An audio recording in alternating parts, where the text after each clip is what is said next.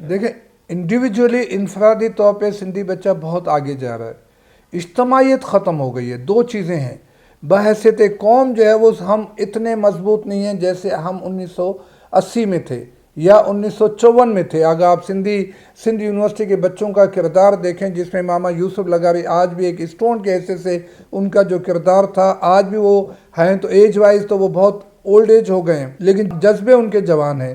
تو میں یہ سمجھتا ہوں کہ بحیثیت سندھی قوم ہم ڈکلائن ہوئے ہیں، اس کے پیچھے بہت سی وجوہات ہیں، بہت سی منصوبہ بندی ہے۔ ایک منظم منصوبہ بندی کے تحت جو ہے وہ سندھی قوم جو ہے اس کو پیچھے، جسے آپ کہتے ہیں دھاڑیل یا ڈاکوؤں کا نظام وجود میں آ گیا، کچے میں جو آپ محفوظ نہیں ہیں، شہروں میں آپ محفوظ نہیں ہیں، یہاں پہ اسٹریٹ کرائم آ گیا، لا اینڈ آرڈر کی وجہ سے آپ کو ایک ذہنی مریض بنا دیا گیا ہے۔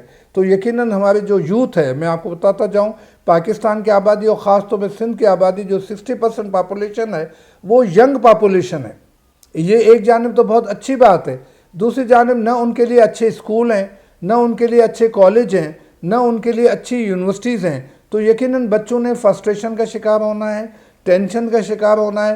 جب نیپوٹزم ہوگا، جب کرپشن ہوگی، جب جو ہے وہ یہ سمجھے کہ پولیٹیکل بنیادوں پر لوگوں کو جابس ملے گی تو یقیناً بچوں میں جو ہے وہ فرسٹریشن پیدا ہوگی۔ تو میں سمجھتا ہوں ہمارا جو یوتھ ہے وہ ذہنی طور پہ جو ہے وہ اتنا خوش نہیں ہے، لیکن انڈیویجولی وہ بہت آگے جانے کی توقع رکھتا ہے۔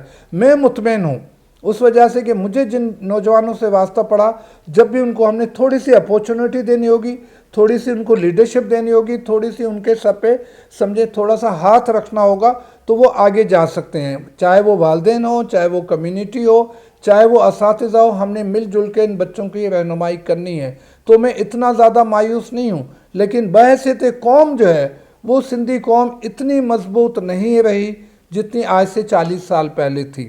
وہ اجتماعیت نہیں ہے، وہ کلیکٹیویٹی نہیں ہے، وہ لیڈرشپ نہیں ہے۔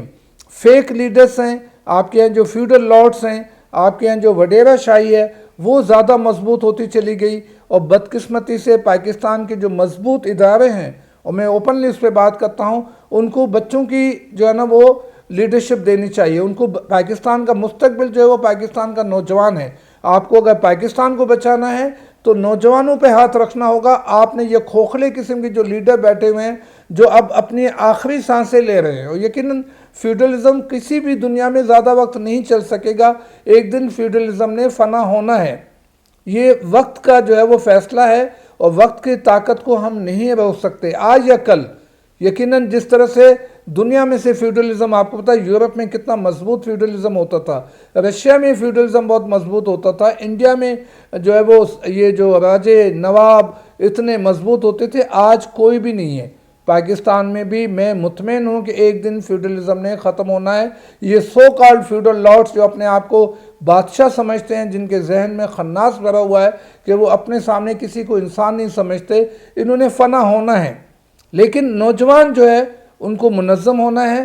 نوجوانوں کو کچھ چیزیں، آپ کے پاس سب سے قیمتی چیز جو ہے وہ آپ کا وقت ہے، ٹائم ہے، کہ اپنے ٹائم کو ہم نے، اگر آپ مجھ سے پوچھے آپ کی کامیابی کا راز کیا ہے تو آپ یقین کیجئے دو چیزیں میں آپ کو بتاؤں گا بچوں سے۔ ایک تو ٹائم کا یعنی وقت کا صحیح استعمال کرنا، ایک اپنے دھن یا جسے کہیں گے مسلسل جدوجہد کرنا، گرنے کے بعد دوبارہ اٹھ کے کھڑا ہونا ہے۔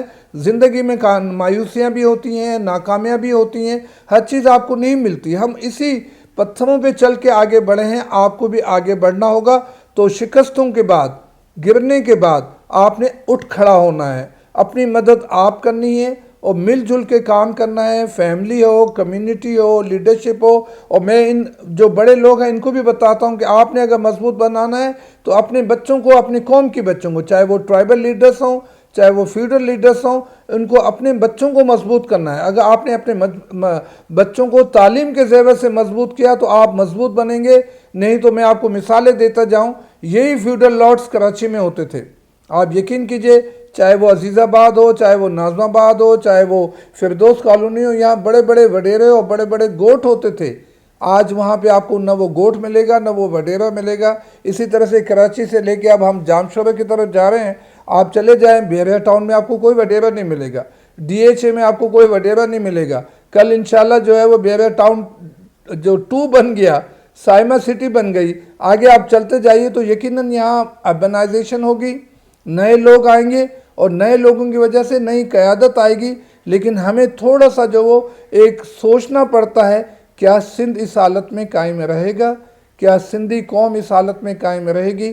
یہ یقیناً ہمارے جو سیاسی قیادت ہے ان کو سوچنا چاہیے۔